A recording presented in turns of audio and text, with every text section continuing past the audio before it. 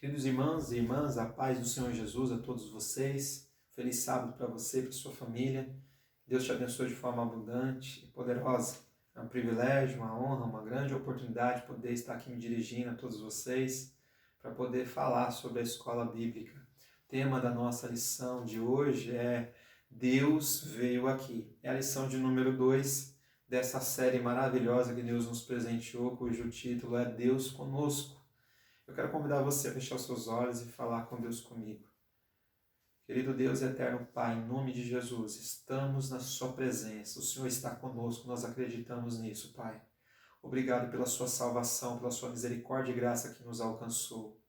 Eu te peço, Pai, em nome do Senhor Jesus, que a gente possa compreender essa verdade de forma poderosa com a sua palavra.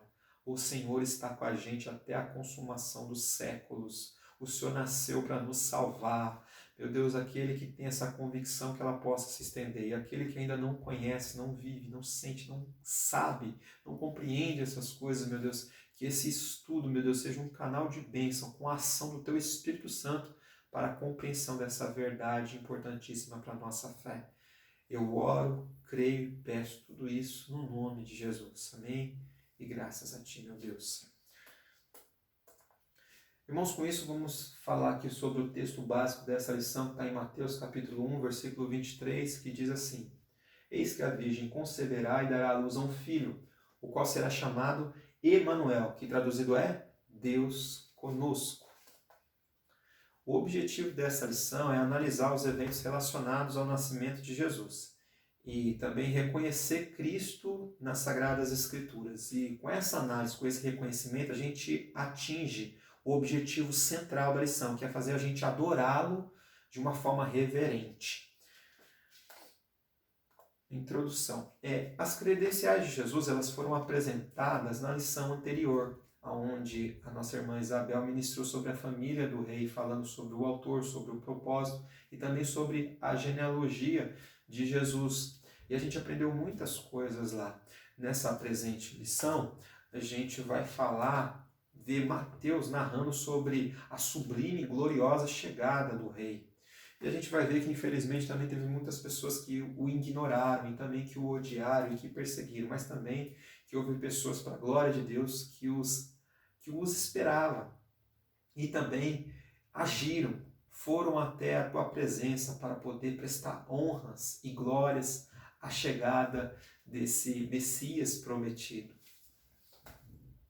Nós vamos estudar 3 tópicos dessa lição. O primeiro é o nascimento do rei, o segundo é a reverência ao rei e o terceiro e último é a perseguição ao rei. Depois disso, nós vamos fazer 2 aplicações importantíssimas para a fixação do conteúdo e principalmente para o aprendizado. O primeiro tópico, então, vai falar sobre o nascimento do rei. O nascimento de um bebê é sempre um momento especial, de grande alegria, que traz felicidade a todos aqueles que estão esperando. Eu tenho 2 filhos, tenho uma menina de 15 anos e um menino de 8 anos.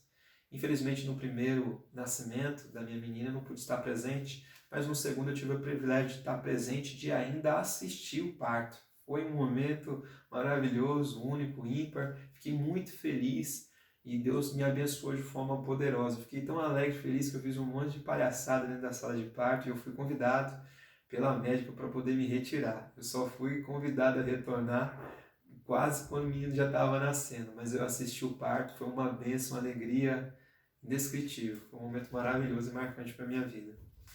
A gente sabe que os nascimentos de nossas crianças é dado sempre de forma simples, sem muito alarde. Agora, fazendo uma comparação com um bebê que vem de uma linhagem real, que tem aí a sua vida para suceder um trono de um reinado, então os holofotes, a espera, o anúncio é outro, Eu fico aqui me lembrando de como foi o nascimento, a chegada dos filhos do príncipe e da princesa, do príncipe William e da princesa Kate, os príncipes da Inglaterra, quando chegou os filhos dele, o primeiro filho principalmente, houve notícia, manchete no mundo inteiro, grande glamour. Imagine a disposição, toda a preparação que não foi feita para que esse bebê fosse recebido e chegado.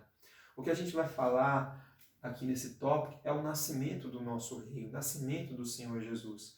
Não teve nenhum glamour, tantas notícias assim não. foi algo que teve uma condição muito simples. Entretanto, o que a gente vai destacar aqui nesse ponto é a sua condição sobrenatural e gloriosa. O nascimento de Jesus foi dessa forma. E o livro de Mateus, no capítulo 1, versículo 18, que é o que a gente vai estudar aqui, ele começa narrando essa ação maravilhosa. A gente vai estudar Mateus capítulo 1, versículo 18, até Mateus capítulo 2, versículo de número 23. Diz assim: foi assim o nascimento de Jesus Cristo. Maria, sua mãe, estava prometida em casamento a José, mas antes que se unissem, achou-se grávida pelo Espírito Santo. Então a gente já vê aí a primeira razão porque o nascimento de Jesus foi sobrenatural. Por quê? Porque a maneira como ele foi concebido no ventre de Maria não foi natural. Qual é a forma natural? O homem fica prometido noivo de uma mulher e eles se casam, então no ato do casamento eles têm o presente do sexo e eles vão ter a sua relação íntima e disso gera-se um bebê. Mas não foi dessa forma. Veja que eu deixei grifado que antes que eles se unissem, Maria se encontrou grávida. Maria também recebeu uma visita de um anjo que trouxe o recado de Deus para ela, dizendo que ela seria mãe do Salvador e que ela geraria um filho. E ela ficou muito preocupada, porque ela disse: como é que eu posso fazer isso? Eu nunca me relacionei com homem algum. Mas o anjo disse para ela: fique em paz, porque a virtude do Espírito Santo vai te cobrir. E o que foi gerado dentro de você é dele. E a Maria ficou assim perplexa, mas ela creu na palavra e falou: seja feita como a vontade do meu Senhor. O versículo 19 desse capítulo 1 de Mateus vai dizer que José, quando ficou sabendo que Maria estava grávida, ele decidiu então deixá-la e de forma secreta. Ele fez isso porque ele era um homem justo e bom, ele não queria difamá-la, ele não queria expor a sua vida, e ele decidiu então agir dessa forma. A Bíblia diz que um anjo também o visitou em sonho, enquanto ele cogitava sobre essas coisas, e disse para ele: José, filho de Davi, olha, não tenha medo de tomar Maria como sua mulher, porque o que nela foi gerado é do Espírito Santo. Então, o coração de José se acalmou e ele teve paz. E isso é uma situação extremamente delicada e sobrenatural, porque veio e foi da parte de Deus. Agora, qual é a segunda razão de o nascimento do nosso Rei, do nascimento do nosso Senhor Jesus ser tão glorioso? A segunda razão, ela se refere à causa da revelação e de sua missão redentora. E qual é a causa? Vamos ver o que diz Mateus 21, o versículo 21 do capítulo 1 de Mateus diz assim: ela dará à luz a um filho e você deverá dar-lhe o nome de Jesus. Então, veja, ainda nesse sonho, o anjo disse para José: olha, você vai dar um nome para essa criança. E o nome que você vai dar é Jesus, porque ele salvará o seu povo dos seus pecados. Então o tema dessa lição é: Deus veio aqui. E Deus veio aqui por quê? Ele veio para nos salvar. E salvar do quê? Dos nossos pecados. Todos pecaram e destituídos foram da glória de Deus. Todo mundo pecou, todo mundo errou. Nós precisávamos de alguém para poder resolver esse problema no pecado. E Jesus veio com essa missão. O nome de Jesus, ele significa o Senhor é a salvação. E ele sinaliza essa missão redentora que estava sobre os seus ombros. Veja o que diz Isaías capítulo 9, versículo 6. Porque um menino nos nasceu, um filho nos foi dado, e o governo está sobre os seus ombros, e ele será chamado maravilhoso, conselheiro, Deus poderoso, Pai da eternidade, príncipe da paz. Então, essa mensagem de Isaías, ela foi escrita mais de 700 anos antes de Cristo nascer. Olha quantos séculos atrás Deus usou a vida de um homem para poder dizer que séculos posteriores nasceria uma virgem e nasceria um menino. E Deus nos presentearia com um menino e estaria sobre ele uma responsabilidade muito grande. E ainda no livro de Isaías, no capítulo 7, versículo 14, o texto diz para a gente o seguinte: Por isso o Senhor mesmo lhe dará um sinal. Qual que era o sinal? A virgem ficará grávida e dará à luz a um filho, e o chamará Emanuel. Veja aqui a fidelidade da palavra de Deus se cumprindo mesmo depois de tantos séculos se passando. Ela se cumpriu conforme a gente viu no livro de Mateus.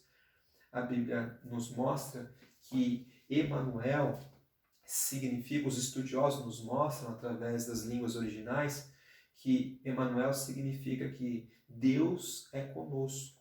Jesus é o Deus conosco.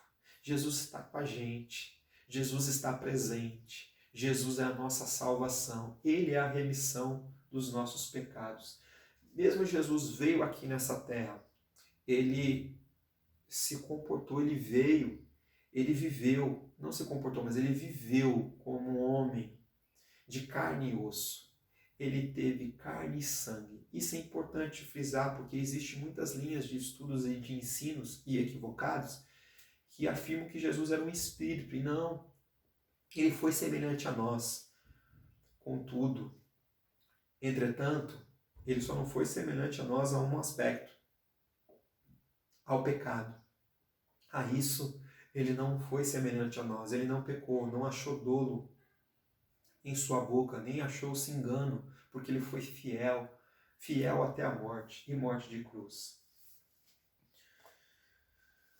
Bom, agora a gente vai falar sobre o segundo tópico. A gente viu a maravilha e a grandeza do nascimento de Jesus. Agora vamos falar sobre a reverência ao rei. E eu quero que você me acompanhe aqui nessa leitura, que a gente vai ler agora o capítulo de número 2 de Mateus, do versículo 11, que diz assim, ó: Tendo nascido Jesus em Belém da Judéia, em dias do rei Herodes, eis que vieram uns magos do Oriente a Jerusalém e perguntavam: onde está o recém-nascido, rei dos judeus? Porque vimos a sua estrela no Oriente e viemos para o adorá-lo. Tendo ouvido isso, alarmou-se o rei Herodes e com ele toda Jerusalém. Então, convocando todos os principais sacerdotes e escribas do povo, indagava deles onde o Cristo deveria nascer. Veja só, até o versículo 4 aqui que a gente fez a leitura. O texto está dizendo que teve alguns magos que eles vieram do Oriente. Eles atravessaram uma nação porque havia uma luz que os guiava para eles poder saber identificar quem que era o rei dos reis. Então, está dizendo que essa estrela era quem guiava eles para poder adorar. O versículo 3 diz que o rei Herodes e toda Jerusalém ficou alarmada com essa notícia. Que notícia? Que o rei dos judeus estava para nascer. O Messias estava chegando. Então o rei Herodes e todo o povo ficou extremamente preocupado. E essa preocupação gerou uma atitude no rei Herodes, que convocou os principais sacerdotes e os escribas para poder ver aonde é que o Cristo deveria nascer. E isso que ele fez. E a Bíblia diz aqui no versículo 5 de Mateus 2, que eles deram a resposta de forma pronta. Na hora que eles perguntaram para os escribas e os sacerdotes aonde deveria nascer o Messias, o rei dos judeus, o Jesus, eles respondem: em Belém da Judéia. Eles responderam, porque assim está escrito por intermédio do profeta. Que profeta? O profeta Miqueias. Se você abrir o livro de Miqueias, capítulo 5, versículo 2, vai estar escrito esse mesmo versículo que está escrito aqui em Mateus, capítulo 2, versículo 6, que diz: e tu, Belém, terra de Judá, não és de modo algum a menor entre as principais de Judá, porque de ti sairá o guia. Quem é o guia? O Messias. Quem é o Messias? É Jesus, o nosso Salvador, que há de apacentar o meu povo. Jesus é o nosso sumo sacerdote, é o nosso sumo pastor, que cuida do seu povo. Então, isso demonstra como que os reis e o povo se comportou. Agora, tendo essa notícia, Herodes recebeu essa notícia de que Jesus ele viria, ele chamou esses magos, que eram eles que estavam dispostos a ir até a Belém para poder adorá-lo. Foi eles que primeiramente perguntaram aonde é que o Messias, aonde é que o Cristo, aonde é que ele deveria nascer. Então Herodes chama eles secretamente, chama de canto e diz para eles o seguinte: olha, eu quero saber quando é que essa estrela apareceu para vocês. Explica para mim como que é esse tempo, como que é essas coisas. O versículo de número 8 mostra o motivo por que ele perguntou. Ó, ele mostra, né, o que ele fez, né? O rei Herodes, então, ele teve essa resposta e ele enviou esses magos a Belém, mas ele disse para ele, ó, vocês vão até lá e te informar-vos cuidadosamente a respeito do menino. Vão lá e pegam todas as informações, o local direitinho onde ele nasceu, onde ele está, e vocês, quando tiver essa informação, vocês me avisam, porque eu também vou lá adorá-lo. Agora, olha que coisa, isso era uma mentira, porque o rei Herodes não queria adorar o menino rei dos judeus. Não queria adorar o Messias, o prometido de Israel. Não. Ele estava preocupado com o seu reino. Ele estava preocupado que o seu reino seria prejudicado, ele estaria em risco. Então, por conta disso, ele queria saber aonde é que estava localizado esse menino, esse rei dos judeus, porque ele queria destruí-lo. Então, agora uma coisa que chama a atenção também é que os sacerdotes, os escribas e o povo também ficaram sabendo dessa notícia, ainda mais os sacerdotes, que eram os líderes religiosos, eles tinham a informação precisa. Contudo, a Bíblia não demonstra nenhum sinal, nenhum interesse deles em ir até Belém para poder também adorar. Fizeram pouco caso, não acreditaram, não tiveram nenhuma intenção. E a gente percebe na palavra de Deus que Deus levanta esses magos que vieram lá do Oriente, vieram de outra nação, atravessaram uma longa estrada, uma grande trajetória percorreram para poder adorá-lo. Olha, mesmo os sacerdotes, os escribas e o povo, conhecendo a palavra de Deus, eles não foram para Belém. E era até uma viagem curta para eles. Mesmo assim, eles não se comportaram dessa forma. Agora, vamos ver como que se comportou esses magos, essas pessoas que acreditaram, receberam a palavra de Deus em algum momento, e eles tiveram uma atitude. Veja o versículo 9 do capítulo 2 de Mateus. Diz assim: depois de ouvirem o rei, partiram, e eis que a estrela que vira do oriente os precedia, até que, chegando, parou sobre onde o menino estava. E vendo eles as estrelas, o que aconteceu quando eles viram? Eles se alegraram. E foi como que eles se alegraram? De uma maneira grandiosa. Eles tiveram uma intensidade no seu júbilo. E aí eles entraram na casa, eles viram o menino com Maria, com a sua mãe. Imagine aquela sensação de ver o recém-nascido. E ainda mais que não era um recém-nascido qualquer, era o Salvador da humanidade, era o nosso Rei, era o nosso Deus poderoso. E aí a Bíblia diz que eles tiveram uma atitude. Qual foi? Eles se prostraram-se, eles adoraram, eles abriram os seus tesouros, eles se entregaram suas ofertas. E as ofertas eram ouro, incenso, mirra. E eles viveram dessa forma. O texto também vai continuar dizendo que depois, por divina advertência, eles preveniram em sonho para não voltarem à presença de Herodes, regressaram para o outro caminho, à sua terra. Olha que coisa interessante, eu queria dizer para você que Deus, ele visita o seu povo através dos sonhos.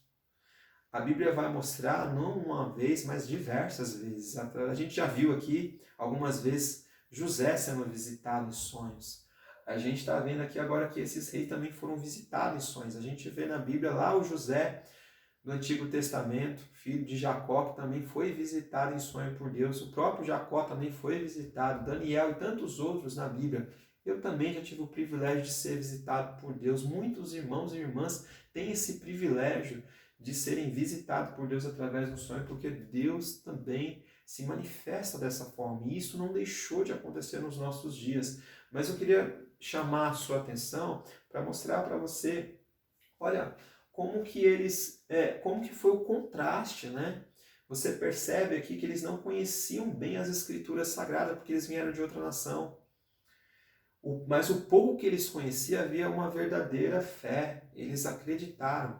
Os estudiosos vão afirmar que possivelmente esses magos, eles receberam a palavra de Deus, talvez pela vida de Daniel, lá quando estava preso e cativo na Babilônia. Daniel era um homem de Deus e ele se destacava onde ele estava, porque ele era muito temente, Deus usava muito a vida dele. Chegou uma hora que ele foi lembrado, num determinado momento do reino, e aonde ele foi colocado como chefe, e nessa liderança, ele liderava sábios, os astrólogos, os sábios e também os magos, né? Está em Daniel capítulo 5, versículo 5. E existe também outras referências sobre essa ação. Então, possivelmente, alguém do reinado, ou quando o povo estava preso também, lá cativo na Babilônia, desculpem, eles poderiam ter pregado a palavra para essas pessoas, e essas palavras foi passando de geração em geração e alcançou o coração dessas pessoas, desses magos, e eles acreditaram. E por isso eles entenderam. Então o que eu vejo aí em primeiro lugar? Eles tiveram fé. Eles acreditaram que um dia o Redentor de Israel viria, o Salvador da humanidade viria. Outra coisa que eles tiveram, eles se alegraram. Uma outra coisa que eles tiveram, eles se prostraram, e lá eles começaram a prestar a verdadeira adoração. Eles também se entregaram. Olha, eles também eram obedientes diante de uma divina advertência que Deus deu para eles. Eles regressaram. E por que aconteceu isso? A gente percebe isso na seguinte questão. Veja a diferença entre os sacerdotes, os escribas e esses magos. Eles se comportaram dessa forma. Então é dessa maneira que a gente reverencia Deus com fé, com alegria. Quando a gente prostra o nosso interior, é quando a gente de fato deixa tudo de lado, e aí a gente vai prestar uma adoração sincera, porque a gente está prostrado, a gente reconhece quem Deus é, então a gente se entrega, a gente se abre, a gente obedece, a gente acredita naquilo que Deus revela. Eu queria fazer um destaque aqui também para uma questão. Quando eu li esse texto, não quero aqui fazer piada, mas o texto demonstra para a gente que o povo que veio adorar esses magos, eles eram orientais. E os orientais, a gente sabe que tem uns olhinhos bem puxadinhos, né? E às vezes a gente trata pessoas que têm pouco conhecimento espiritual como pessoas que não são espirituais. Às vezes não tem muito conhecimento das escrituras e da palavra, e a gente trata essas pessoas como se eles tivessem e vivessem com os olhos fechados. Eles não enxergam muito bem as coisas de Deus e do reino. Agora, veja que coisa, né? Aqueles que conheciam a palavra, que dominavam o assunto, que respondiam de prontidão aquilo que era perguntado, esses infelizmente não corresponderam, não tiveram interesse de adorar, de prestar honrarias ao Criador, o Messias, ao Salvador da terra, da humanidade. E eles tiveram essa atitude. Às vezes a gente despreza esse tipo de pessoa, a gente precisa tomar cuidado. São pessoas, às vezes, que são guiadas por uma palavra de fé e que, por um sinal de revelação do próprio Deus, eles acreditaram e seguiram a estrela. Gente, eles seguiram uma estrela, um sinal do céu, que foi conduzindo eles para poder mostrar aonde que nasceria o menino Jesus, o Salvador da humanidade. E eles creram. Agora, por outro lado, tem essas pessoas que às vezes desprezam aqueles que têm pouco conhecimento, pouca fé. E agora, tem também uma outra questão. Às vezes as pessoas que vivem essa fé, essa realidade, debaixo da direção e relação de Deus, muitas vezes elas desprezam aqueles que conhecem a palavra. A gente precisa alcançar o equilíbrio, precisamos conhecer a palavra de Deus, pois toda a revelação da parte de Deus ela é contida na Escritura Sagrada. Então ela tem concordância, ela não se discorda, ela não se confunde, ela não traz confusão, ela traz clareza. Então a gente precisa ter esse cuidado, e eles fizeram isso. E quem tem esse cuidado, quem tem essa fé, ele faz uma boa escolha.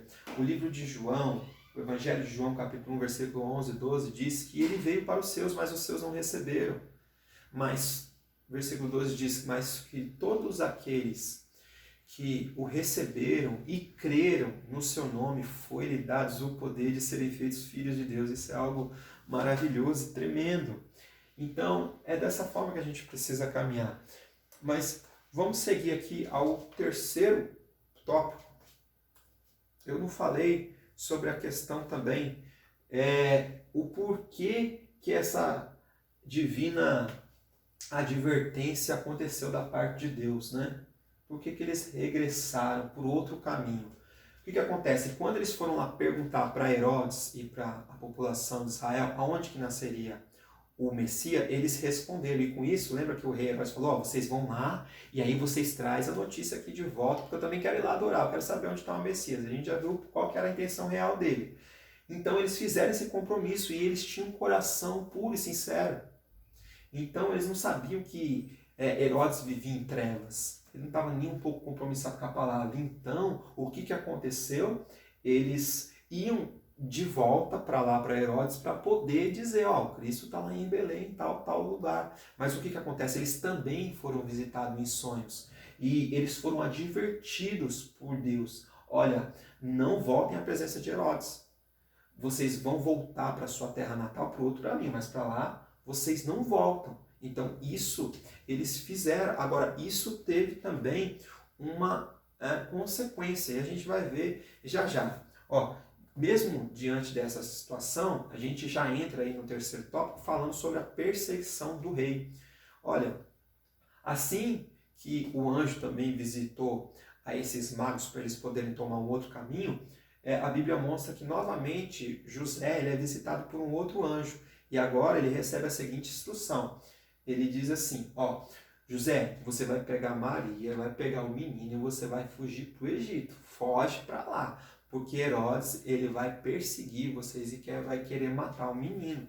E foi isso que José fez. Ele decidiu e ele fugiu. Agora, a Bíblia mostra para a gente como que aqueles presentes que aqueles magos trouxeram, o ouro, o incenso, a mirra, principalmente o ouro, ele colaborou para o sustento, para o mantimento desse período que eles foram para a viagem e ficaram no Egito. Você vê o cuidado de Deus? Agora, mesmo diante dessa situação, Deus sempre cuida. Deus sempre está conosco. Ele não poderia ficar lá e enfrentar tudo, Deus não poderia dar um checkmate no Herodes e acabar com o problema, não, mas ele mandou fugir, porque às vezes Deus nos orienta, foge, às vezes nós não devemos permanecer, nós devemos ficar. A exemplo disso, o momento que a gente está vivendo de pandemia, a gente deve ficar em casa, é um momento, mas não vai ser para a vida toda. Deus vai falar, voltem ao templo, me adorem em unidade, em espírito e verdade, vai chegar esse tempo para a glória de Deus. Agora a gente vê também aqui que quando eles vão para o Egito, uma profecia se cumpre. Qual? A de Osés, capítulo 11, versículo 1, que diz também, está narrado no versículo 16 do capítulo 2 de Mateus, qual que é? Olha, diz lá o seguinte, do Egito chamei o meu filho, porque era lá que eles estavam. Então, como eu disse para vocês, infelizmente, houve uma consequência com essa atitude, né? Eles fugiram para lá, e aí quando Herodes ficou sabendo que os magos iludiram ele, diz o texto, e aí eles foram para outro caminho, Herodes ficou extremamente furioso, então ele provocou uma perseguição ferrenha. Ele definiu, sabe o quê? Que as crianças com menos de 2 anos, que estavam em toda Belém e aos arredores, eles deveriam ser executados. Olha que triste notícia. Por isso que eu quero deixar aqui uma informação importante para você. Quando a gente ouve a direção de Deus, a gente precisa ter muita cautela, muito cuidado e buscar clareza em Deus para poder seguir conforme a orientação. Eu fico pensando aqui, me colocando no lugar dessas pessoas. Olha, eu recebi a direção por sonho de Deus, que eu deveria tomar um outro caminho, mas o compromisso que eu tinha estabelecido era com o rei daquela nação. Eu dei minha palavra que eu voltaria lá e eu mostraria onde é que estava o menino Jesus. Entretanto, eles decidiram obedecer a direção de Deus. Agora, já pensou se eles ficassem sabendo do que aconteceu e pensassem, nossa, se a gente soubesse que ao causar toda essa matança, todo esse problema, jamais faríamos isso. Então, o que aconteceu? Eles seguiram adiante, mas a gente precisa entender, precisamos de cautela, cuidado, de direção do Espírito de Deus para poder seguir segundo aquilo que ele mandou. Agora, foi ele que mandou? Foi. E ele sabia do caos, da consequência que ia acontecer? Sim, a Bíblia demonstra que sim. Por quê? Porque Deus está no controle de todas as coisas. Assim como houve um caos nessa matança, assim como está havendo um caos nesse momento de pandemia, Deus está no controle. Por quê? Porque Ele é o Deus conosco, Ele está presente. Quando a gente olha para a palavra, a gente percebe isso. E Mateus ele vai registrar também aí nos versículos adiante, do capítulo de número 2 e versículo número 18, que ele identifica uma profecia lá de Jeremias, no capítulo 31, do versículo de número 15, que demonstra que houve um grande clamor em Ramá, pranto e grande lamento. E era o quê? Era Raquel chorando por seus filhos e de forma inconsolável por causa deles, porque eles já não existiam. Então, essa profecia também se cumpre. Mesmo no meio do caos, ela se cumpriu. Agora, quem era Raquel? Raquel, ela era a mulher de Jacó e ela também faz parte da linhagem, da sucessão do Messias. E ela representa como se fosse a mãe de Israel. Porque Jacó era Israel. E aí, o que aconteceu? O texto diz que Mateus ele faz essa identificação porque ele chorava, ele sofria com tudo aquilo que estava acontecendo. Ela chorava. Então o povo, imagine naquela matança, como que eles estavam? Chorando, eles estavam tristes, eles estavam extremamente abatidos. Pensa o seu filho sendo resgatado na sua frente, dentro da sua casa. Você tem a sua casa violada e seu menino com menos de 2 anos ser executado. Que dor, que dificuldade, que coisa terrível. Olha, diz o texto aqui pra gente que isso aconteceu. Agora, na mesma forma que se cumpriu isso, a Bíblia demonstra que há consolo para aqueles que nele creem, para aqueles que obedecem à sua palavra. Existe esperança e consolo para os oprimidos. Jeremias, no capítulo 31, versículos 16 e 17, está dizendo: assim diz o Senhor, reprime a tua voz de choro e as lágrimas dos teus olhos. Por quê? Porque há uma recompensa. Para as tuas obras, diz o Senhor, pois os teus filhos voltarão da terra do inimigo.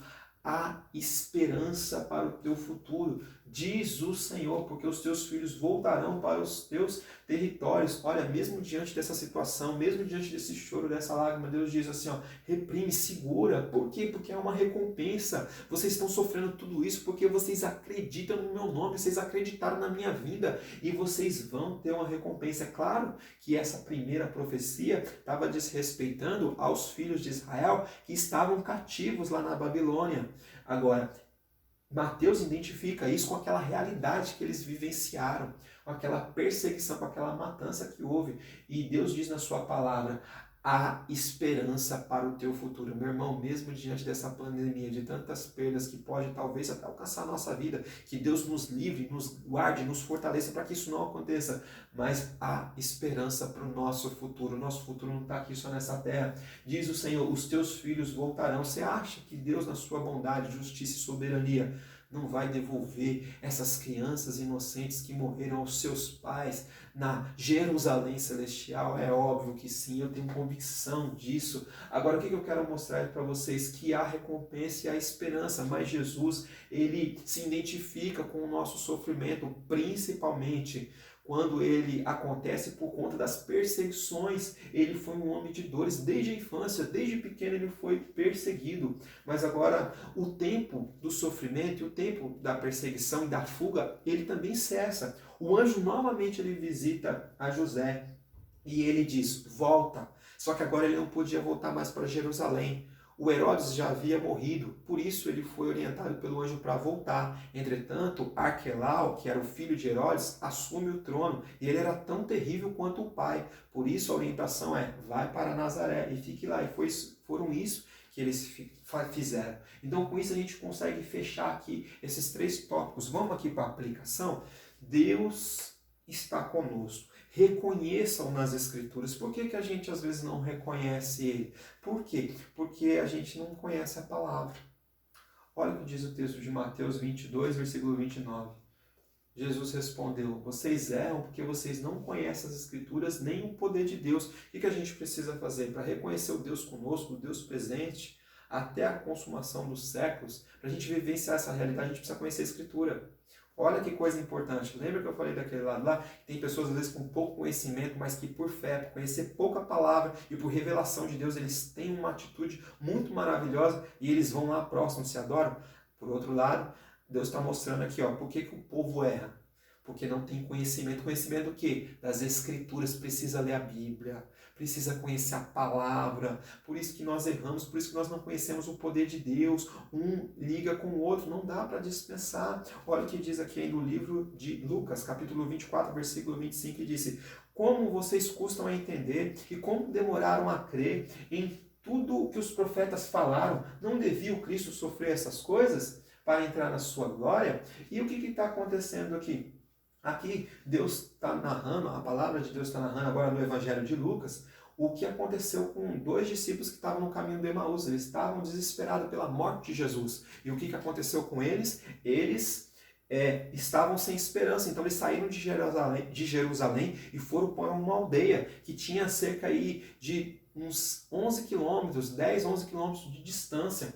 E a Bíblia diz que quando eles estavam caminhando, Jesus se aproximou para perto deles e Jesus estava, e eles estavam, os olhos como que fechados, porque eles não conseguiam reconhecer que era Jesus que estava com ele. E Jesus começa a promover um diálogo com eles e perguntar: para onde vocês vão, o que vocês estão fazendo, o que está acontecendo. Jesus dá uma de despercebido, de que não sabe de nada. E eles começam então a narrar tudo aquilo que aconteceu, a vinda de Jesus, a morte de Jesus, o aparecimento de Jesus, a ressurreição de Jesus, e eles começam a narrar isso para Jesus, Jesus só ouvindo. A gente aprende que Jesus é quem sempre inicia um relacionamento conosco, é Ele que se aproxima, sabe? É Jesus que tem a iniciativa de trazer Jesus à Terra para nos salvar. E aí a palavra de Deus vai dizendo que Jesus ele dá toda a atenção, todo o ouvido, mas quando se manifesta a incredulidade, então Jesus começa a narrar esse texto aqui, ó. Porque o que aconteceu? Eles falam, no texto anterior a esse, está dizendo que Maria, elas foram lá, algumas mulheres foram até lá ao sepulcro, porque eles ouviram falar que Jesus havia ressuscitado. Mas chegou lá, o corpo dele não estava lá. Entretanto, ninguém tinha visto ele. Então Jesus ele fica já com seu espírito agitado e ele começa a dar essa palavra mais dura. Vocês têm dificuldade para entender, vocês custa entender e demora para perceber tudo aquilo que os profetas falaram. Gente, o Novo Testamento, ele é complementado, compreendido com o Antigo. Um está ligado com o outro. E é isso que Mateus ele frisa na sua mensagem, nos seus escritos, para os seus leitores. Aí, o que acontece? Ele começa a falar: Cristo não deveria sofrer todas essas coisas? Irmão, a palavra de Deus, se você fazer um estudo, uma análise, existe mais de 100 passagens que descrevem de forma direta e outras tantas de forma indireta o sofrimento, a vida e a história de Jesus. É incrível, não tem tempo para citar. E ele fala para também entrar na sua glória, ele deveria passar por isso. E olha o que Jesus fez, agora nota para isso aqui, ó. E começando por Moisés e todos os profetas, explicou-lhes o que constava a respeito dele em todas as escrituras. O próprio Mestre, o próprio Jesus, usou as Escrituras Sagradas. Quem sou eu, quem é você, para poder desprezar as Sagradas Escrituras, para desprezar aquilo que a palavra de Deus nos dirige? Olha, a gente precisa crer e ter fé naquilo que a gente ouve, que é a palavra de Deus, na revelação de Deus, mas a gente deve e precisa, de uma forma fiel, entender que é pela palavra de Deus que os nossos olhos se abrem. Sabe o que o texto vai dizendo? Que eles continuam caminhando. Aí é os versículos 27 em diante. Eles continuam caminhando e quando eles entram na aldeia, eles convidam Jesus para entrar. Quando eles convidam Jesus para entrar, eles vão partir o pão e Jesus vai, abençoa o pão, e no abençoar o pão, os olhos deles se abrem. E aí eles falam: nossa, não é? Queimava no coração quando ele pregava a palavra, queimava no coração quando ele ensinava. Por quê? Porque eles entendiam. Agora uma palavra de Deus, os olhos dele foram abertos. Isso é fantástico e maravilhoso. Tem um ensino por detrás disso, tão poderoso, só que eu não tenho tempo para falar porque o vídeo já está até longo demais. Mas o que eu quero deixar fixado aqui para vocês, olha, é que pela palavra de Deus é que os nossos olhos se abrem. Deus está conosco, ó, Deus está conosco, então a gente deve adorá-lo com reverência. A gente precisa fazer isso. Olha, Mateus capítulo 2, versículo 10 e 11 mostra como é que eles receberam. Eles receberam a notícia de Jesus com alegria, eles tiveram fé. O comportamento dos magos, ele demonstra como nós devemos se comportar. É com fé, é com alegria. E com isso a gente se prostra, com isso a gente adora, com isso a gente se entrega, a gente se abre para a vontade de Deus, a gente oferta, a gente recebe as suas orientações, as suas advertências, a gente obedece. Então, dessa forma, a gente reverencia. Veja que toda essa ação ela é extremamente importante e vital para a gente poder tanto conhecer Jesus pelas Escrituras, o honrar pelas Escrituras, como também reverenciar o nosso Deus com atitude real de uma verdadeira adoração.